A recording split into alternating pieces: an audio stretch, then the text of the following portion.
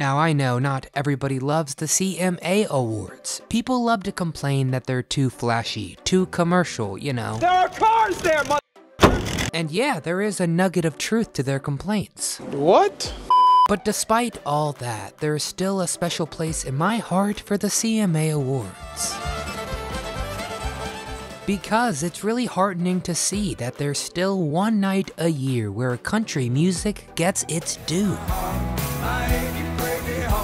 But sometimes the night isn't always just great music and perfect vibes. Once in a blue moon, something insane happens. So today I'm taking you on a journey to the 2016 CMA Awards. Because something truly incredible happened that night, but you may not have heard about it. So we have unearthed a fantastic story, and it has to do with one of the greats, Alan Jackson, one of the most popular, BEYONCE, and one of the most controversial, the Dixie Chicks. The whole thing involves glitzy celebrities, TV drama, and censorship. But before we dive in, please give this video a thumbs up if you don't mind. So kick your feet up and get comfortable, because we're gonna find out. Let's go. What happened?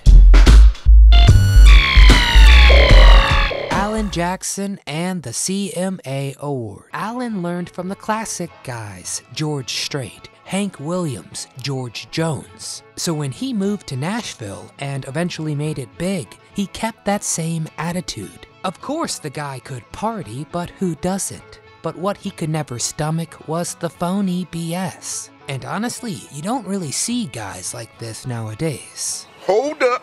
Wait a minute. 1994.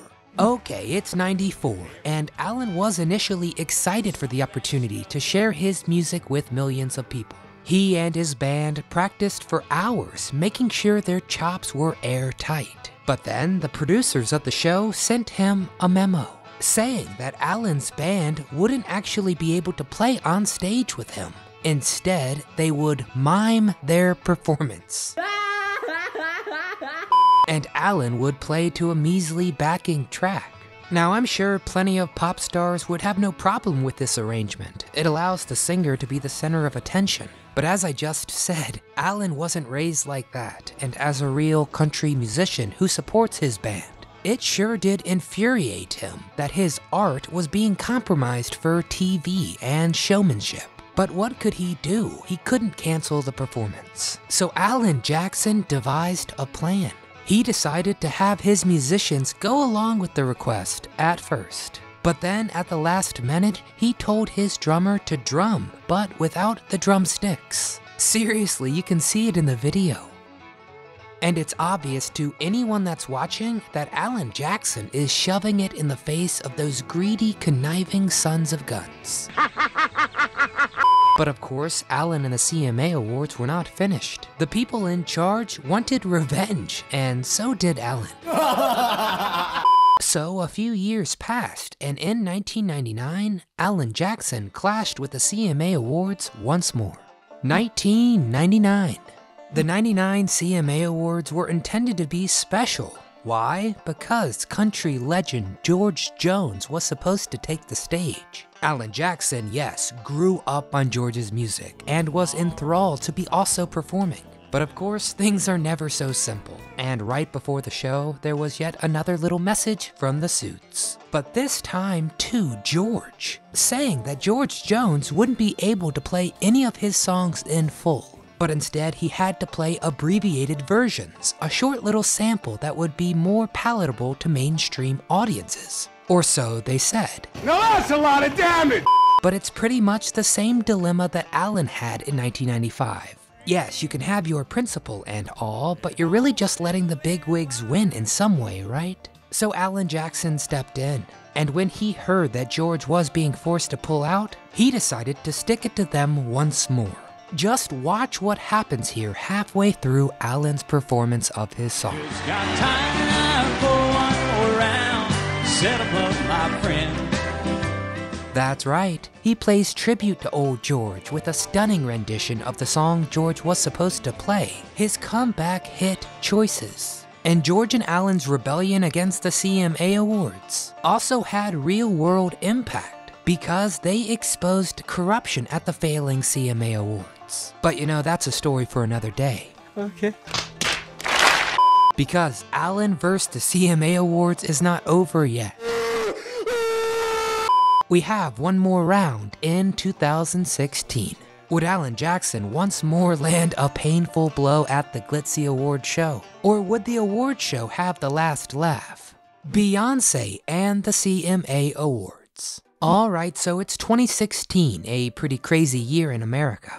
But it seemed to be business as usual at the CMA Awards. And Alan Jackson was planning to attend. But who knows if the TV execs were gonna throw some more BS at him. But then an unexpected performer took the stage. Yeah, that's right. Who? Beyonce. I don't think I need to explain who she is. The world's biggest pop star. Famous for both her slick pop music and her classic R&B group.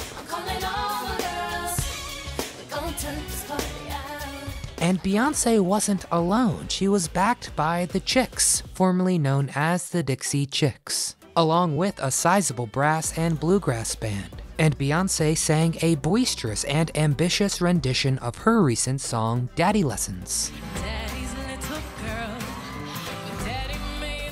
Now, Alan Jackson had no scheme prepared and had a comfortable seat in the front row. So what did Alan do, a renowned country music traditionalist and purist, when the poppiest pop star in recorded history took the stage? Well, he had seen enough, I guess, because he walked out, smack dab in the middle of Beyonce's performance. But that wasn't even the whole story. The craziest part was the aftermath.